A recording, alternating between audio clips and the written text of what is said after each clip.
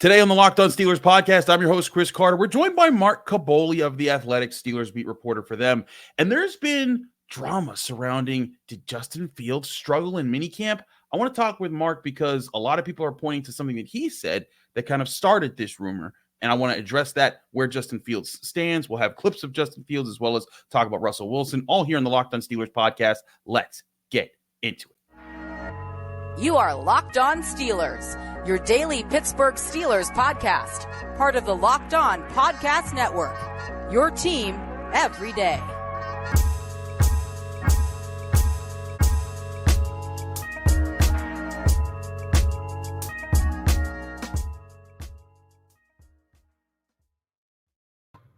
Hello and welcome to the Locked On Steelers podcast. I'm your host, Chris Carter, bringing you your daily dose of all things in the Pittsburgh Steelers. As always, you can find the show on your favorite podcasting apps and on YouTube. Like this video if you enjoy it. Subscribe to this YouTube channel to get all of your daily Monday through Friday episodes, as well as our bonus content. We thank you for making us your first listen every day because we're your team every day, and we're brought to you today by Game Time. Game Time's the app you need to download to your phone right now and create an account and use code LOCKEDONNFL for $20 off your first purchase of tickets. Terms and conditions apply. As I said before, we're joined by the man himself, Mark Kaboly, out of The Athletic. He covers the Steelers. He's been covering the Steelers for decades. He knows his way around the team. Mark, you found yourself in a Twitter pickle this week because people found your winners and losers article that talked about Justin Fields, and you had Justin Fields listed in your losers column.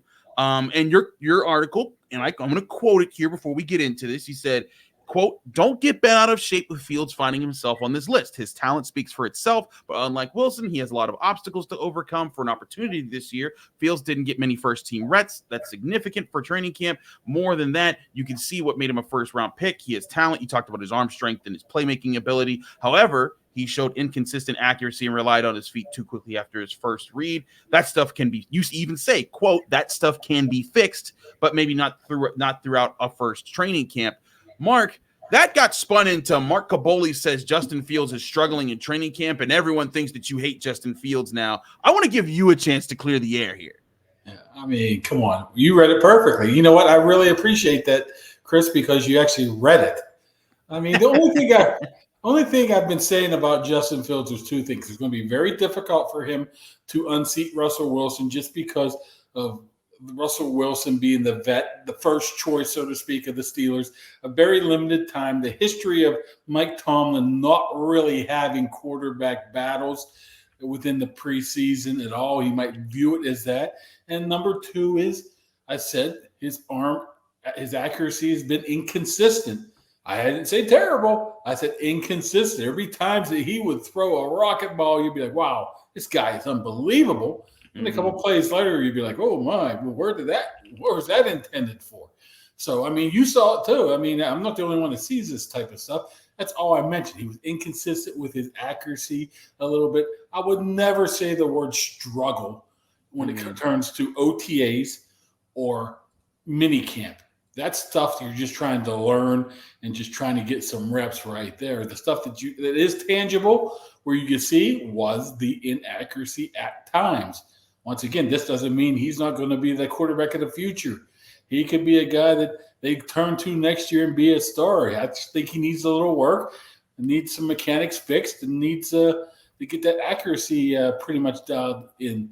That's all I'm saying. So I don't know how I know how it got twisted. I mean, it's aggregators, man. Aggregators. No, it's not even that. It's people in Chicago saying, see, I told you he stinks.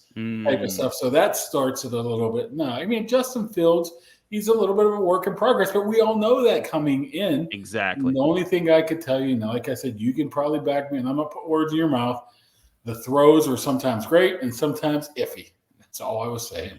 And here's the other thing is, like you said, that's what we knew about Justin Fields coming to Pittsburgh, was that his time with Chicago, he didn't have a chance to really establish himself, find any level of consistency. They never got him a real offensive line. They barely got him some weapons. The team was up and down all the time. So Justin Fields is coming from a place where he wasn't able to rely on a whole lot. And so, yeah, some of his mechanics need work. Yeah, he needs to learn how to be part of a successful team with a structured culture and an organization that's better than what the Bears gave him. And that's why they got Russell Wilson first and then Justin Fields once Kenny Pickett was traded away, because it's like, hey, you know what? We want you to develop. That's why he's not in the first pole position right now. And Russell Wilson, he's a 9-time Pro Bowler. He's a Super Bowl champion. He's a guy who's led multiple offenses. Last year, he just threw 26 touchdowns and 9 interceptions. You put that ratio on the Steelers in any of the last 3 years, and fans are probably throwing parades right now. So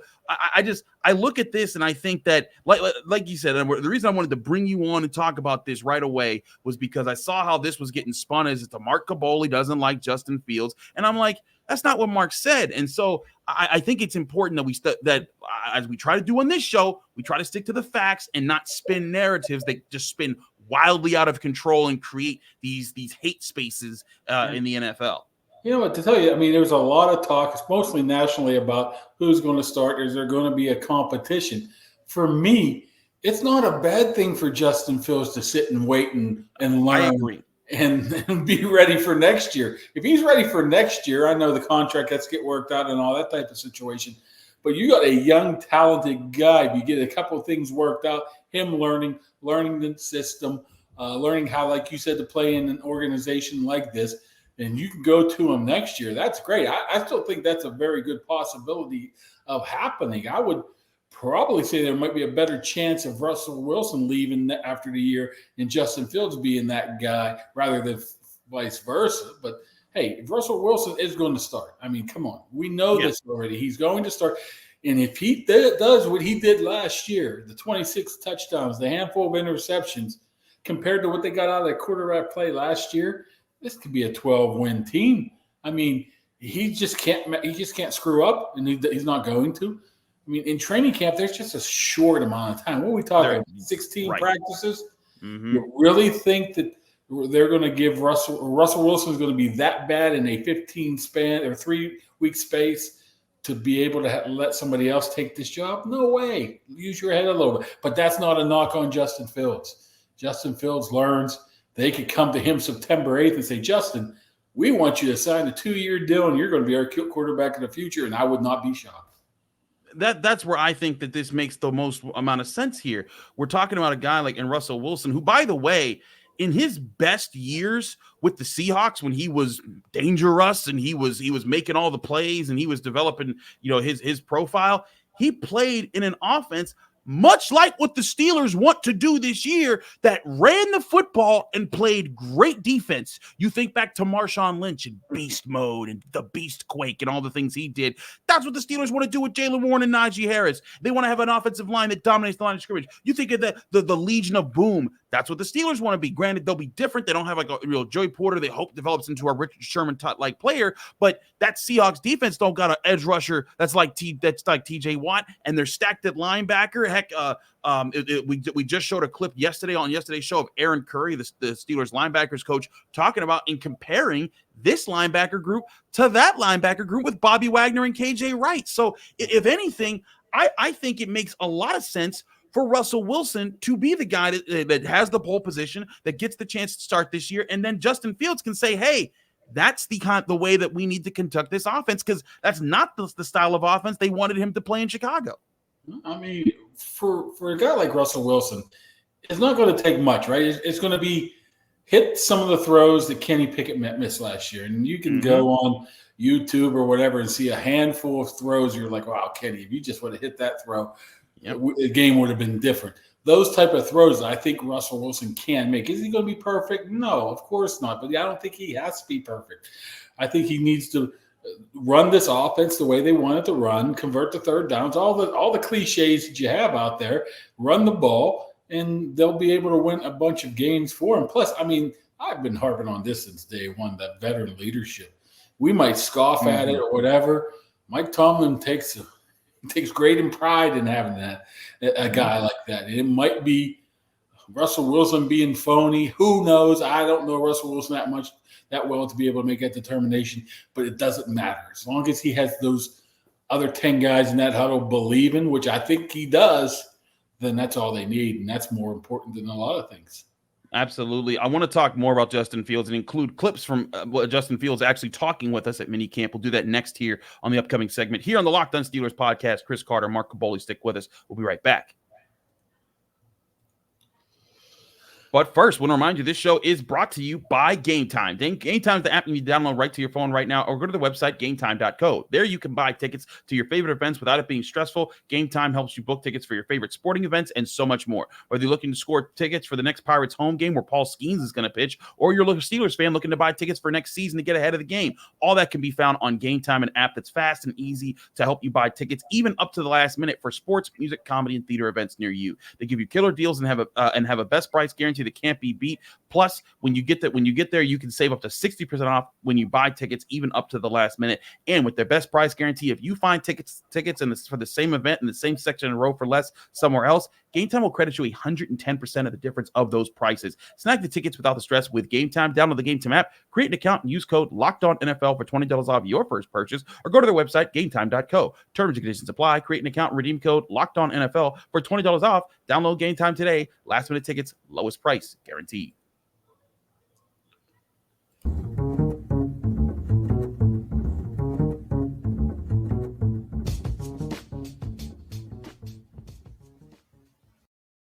We're back here on the Locked On Steelers podcast. I'm your host, Chris Carter, here with Mark Kaboly of The Athletic. Mark, I wanted to talk to you more about Justin Fields here, but before we do that, I want to get a chance for people to hear Justin Fields, because he did speak to us a couple times in OTAs and minicamp, and this was the most recent time I believe we got the chance to speak with him. Picked out some certain responses that he had to us when we were asking our questions, but just for a minute here's Justin Fields when we spoke to him at Steelers minicamp. You guys now officially in minicamp, kind of getting things going. How do you feel the offense is coming together, and how are you guys all adjusting to it? We've been, in the offense for a minute now, so it's really just the only difference between OTAs and minicamp is just more reps and different periods. So pretty much same thing. We added 2 minutes yesterday, so it's good for us that we're getting in different situations and just bringing that awareness up and stuff like that. So it's good. We heard a lot about the accountability that Arthur Smith has instilled in the offense. What's it been like for you just seeing just the early stages of how he challenges people and how they respond?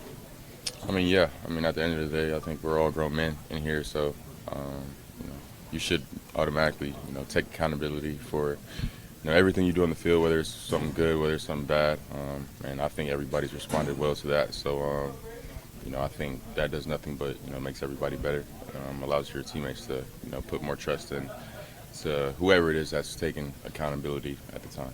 Justin, what have you seen the guy with Calvin Austin? Yeah, he He's quick.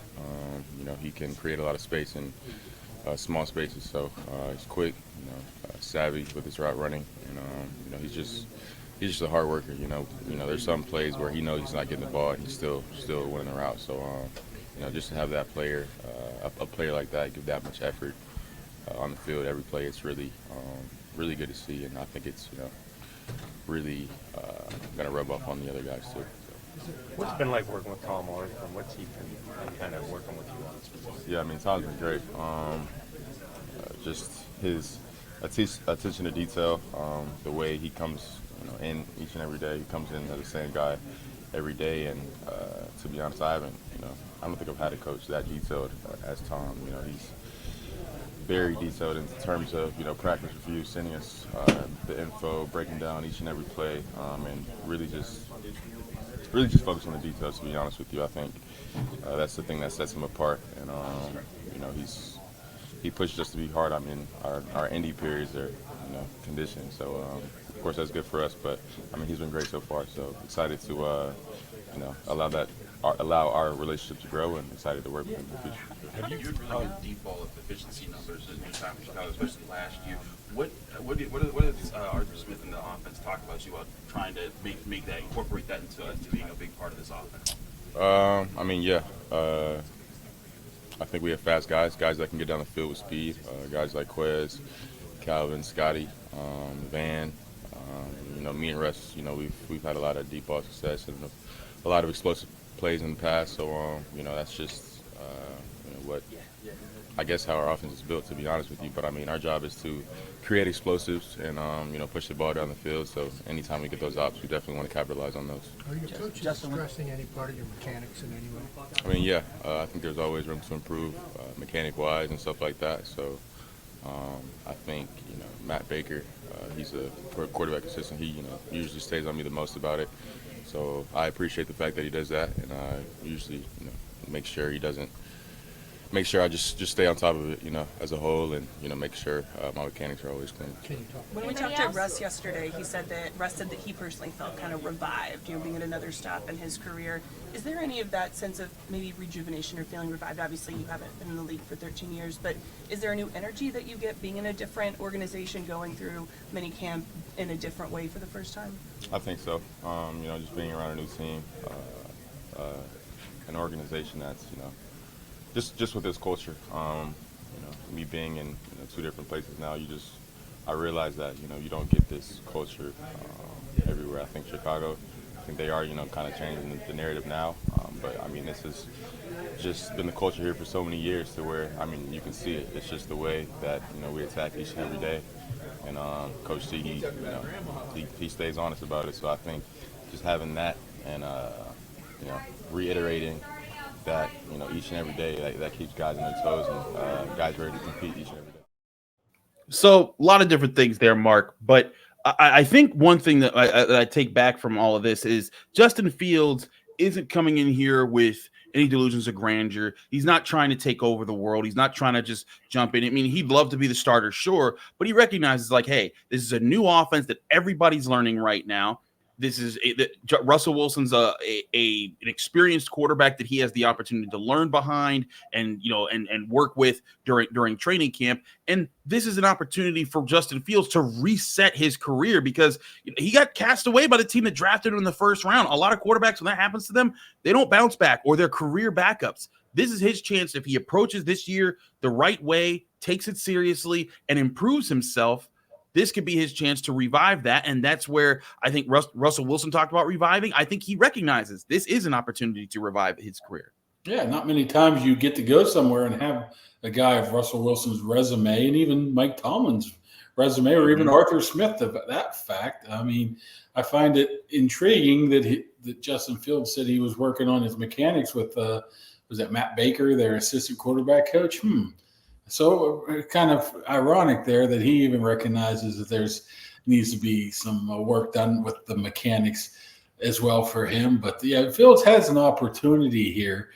There's a lot of time between now and the beginning of the season, of course, but he needs to show improvement, though. Obviously he's on that 1-year deal, right? So, they didn't pick up his 5th-year option. So he's going to have an opportunity to go somewhere else. Say if it doesn't work out right now where he doesn't feel he'll have an option next year. Maybe he doesn't want to be a number 2, so he might not want to sign type of situation as well. That's why I think they'll probably wait till the last moment possible to make that decision on Fields if they want to approach him for a contract extension. But until then, he needs to say all the right things, do all the right things, show the improvement, be willing and open to coaching and being able to use that and apply it to the situation. So I think he's in the best position he wants to be. But you always have to remember too, Chris, if Kenny Pickett didn't say, I want to be traded, Justin Fields wouldn't be here right now. So It tells you the difference between the organizational view of Russell Wilson and Justin Fields. They would have loved to have Justin Fields, but they chose Russell Wilson over him. So back to that quarterback battle, so to speak. But Fields does have a great opportunity. It might be his last opportunity, but he does have a good opportunity here coming up. But he's going to have to improve in training camp. He comes out there and just starts throwing some moon balls and doesn't know what's going on, then they're going to say, forget it, and let's move on and let's deal with something else. So I think he realizes that. Absolutely. I want to talk more about what the Steelers want specifically for their quarterback in Russell Wilson and or Justin Fields for the future. We'll do that next here on the Locked On Steelers podcast. I'm your host, Chris Carter, here with Mark Kaboly of The Athletic. Stick with us. We'll be right back. But first, I want to remind you, this show is also brought to you by FanDuel Sportsbook, the #1 sportsbook in America. Summertime means baseball, and there's plenty to bet on with baseball all throughout FanDuel Sportsbook, the #1 sportsbook in America. Right now, new customers get $200 back in bonus bets with any winning $5 bet or more. That's $200 that you could spend, that you can bet on everything from who's going to hit the next home run to how many strikeouts is Paul Skeens going to get in his next outing. All that and so much more on FanDuel Sportsbook, which is an app you can download right to your phone, or visit FanDuel.com/lockedon to add a big win to your summer bucket list. That's FanDuel.com/lockedon to sign up as new customers. Get $200 back in bonus bets if their first bet of $5 or more wins, and that's from FanDuel, America's #1 sportsbook.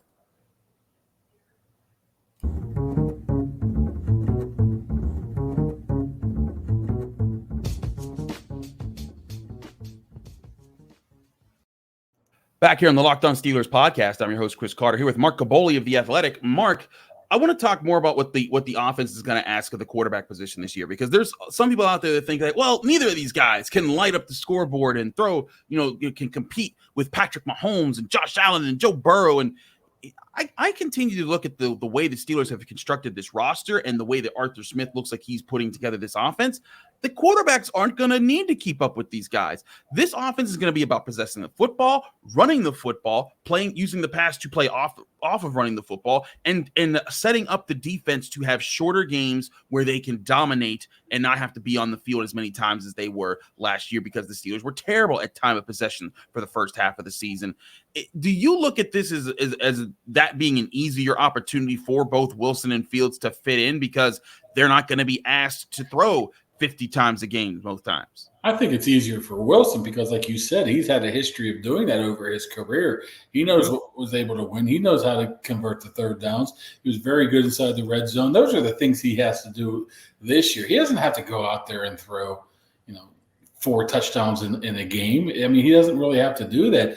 What you want to do is limit the mistakes, and that goes back to the defensive side. You don't want to put the defense in a bad spot to be able to, expose them at all, which, get off track a little bit here. Why they brought in a guy like Cameron Johnson, their punter, to help that out a little bit as well, to put their defense in better position to, they struggled at times last year. I think they were 21st in the league, I think, in total off defense. Mm-hmm. But, so that's one thing that they need to do. They obviously need to run the ball. Well, I'm still concerned I'm not concerned over Russell, because I think he'll be able to be good enough to be able to win games.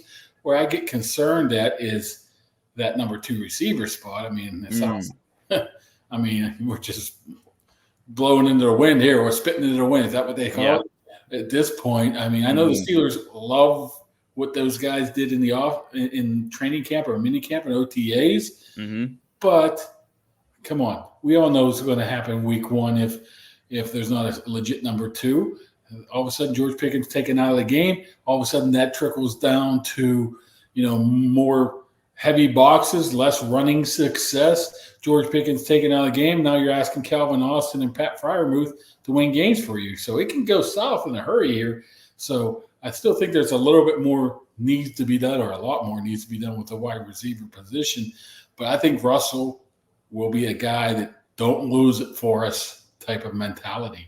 It might be boring football. It might not be football that you're going to tune into, or 2024 football, but nobody says that's not a way that can win if you do it correctly. So that's the way they chose to go. Let's see if it's the right way or the wrong way. And again, I think this is something that, again, could fit Russell Wilson's skill set very well. Again, last year he threw 26 touchdowns and actually 8 interceptions. I said 9 with the Denver Broncos. People say, well, he was 7 and 8. That didn't matter. Well, I don't think that was a Russell Wilson problem. That was a Denver Broncos problem, because guess what his touchdown to interception ratio was when the Seahawks won the Super Bowl back in 2013? It was 26-9. And then the year after that, when they made the Super Bowl and just lost in the Super Bowl to the Patriots, it was 20-7. That's very much the MO of what the Seahawks try and wanted to do with that era of football. And I think the Steelers are trying to get back to doing something like that. And again, with Arthur Smith's offense, what he brought to the table, you saw what he did with the Titans. People say, well, the Titans did, the offense did well, but they weren't, Super Bowl contenders or anything like that. I think that's because the Titans didn't have a great defense, or even a very good defense that year. They ran the ball well. They had some good, decent defensive players, but they didn't have a TJ Watt. They didn't have a Minka Fitzpatrick, and they didn't have, I think, what could be the most complete version of the Steelers defense that we've seen for quite a few years now. Yeah, there's not many holes there at all. But, another thing is I don't know if I believe it 100%, but I know Tomlin believes that the black and blue division need to run the ball, especially late in the season, November, December. Yep. There's something to that. Look at the poor weather last year in Baltimore. I should know because I got soaking wet walking to the press box. But that could be something there too. If it's a bad game or a bad weather game, you could be able to turn to those type of situations. So once again, that's not how the league is played for the most part, but it is how the league is played or in the division, other than Cincinnati. Cleveland wants to run the ball. Baltimore wants to run the ball. I guess Cincinnati would like to run the ball. They got a decent offensive line now, but not a running back, so to speak. I don't even know who their running back is. The guy from the Colts, whoever that was. So there is something to it. Plus, you play Kansas City, you play Philadelphia late. This could be it, but people don't. I mean, it's weird. Andy White loves that Philadelphia philosophy, and that's why the offensive line's here. But it seems like the fans here are like split. It's strange. It's like half of them say this is not going to work anymore. This power game, don't lose it, play defense, and half of them say, yeah, that's how we have to do it. So, hey, they committed to it. They committed to the offensive line. They committed to 2 running backs. They committed to a quarterback that shouldn't be turning the ball over and should hit the easy passes. Everything seems to be in place. It's now, can you put it together fast enough, and can you handle that last 8 games of the year, which is just brutal. Yeah, I agree that it's about constructing this offense in a way that works. Again, you talked about being a team that can run the football and do things well. And again, this doesn't mean they're not going to throw the football. It just means they're going to have a more balanced attack. You look at the Chiefs, they rank like towards the bottom in the league in rushing and very high up in passing, but the Chiefs aren't the only model, and the Chiefs are the only team with Patrick Mahomes. Whereas teams that have been contenders against them, like the 49ers, they're a team that can throw the ball, but they're about running the football, dominating the line of scrimmage, and also playing great defense and being one of the best defenses in the NFL. That's how the Eagles were a contender recently. They were able to run the football, play talented defense, and get after it that way. By the way, one of the guys that was the architect of building that Eagles roster, Andy Weidel, who you just mentioned, Steelers director of player personnel, who works under Omar Khan right now. So I really think, again, a lot of this quarterback talk spins into the whole conversation of how they've constructed the team, what they're going to ask of the quarterback. I want to get your thoughts on this real quick, Mark. You brought up the second wide receiver position. We've brought this up a lot on the show as the rumors have spun out.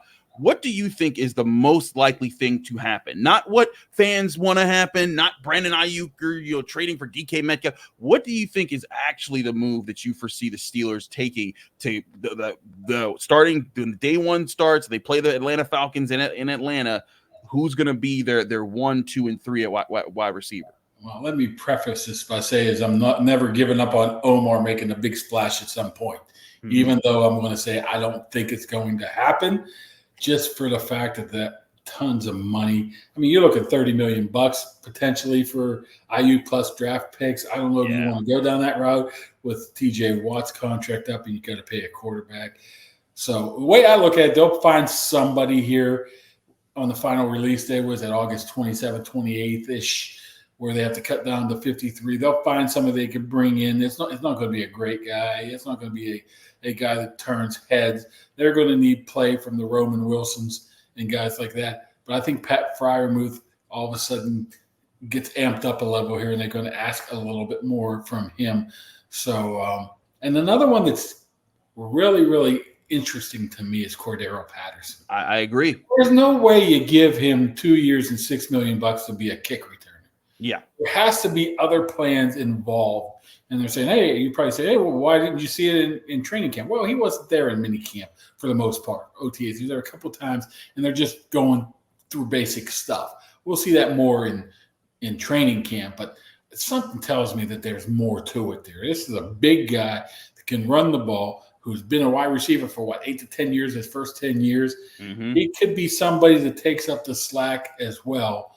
But you're hoping if that doesn't happen, Roman Wilson does one of those skyrocketed rookie seasons and Calvin Austin finds his niche finally and gets used correctly. And I think Freiermuth is a guy he's all destined to have a tremendous season if he's healthy. So I don't see them making a move. Although I'm waffling here, although I wouldn't be shocked if Omar pulled one off.